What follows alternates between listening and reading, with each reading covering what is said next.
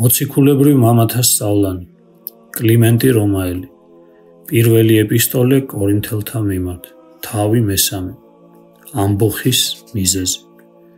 ყოველგვარი დიდება და ბედნიერება გებოძა თქვენ და აღსულდა რაც დაწერილი იყო ჭამდა და სვამდა და გათქვირდა და შემრგვალდა და განიშორა სადრფო მეორე ჯული 32 თავის მე-15 მუხლი აქედან მომდინარეობს შური და ცილობა განხეთქილება და ამბოხი დევნა და შფოთი ომი და ტყვეობა აღიძრნენ უპატიონი პატივდებულთა წინააღმდეგ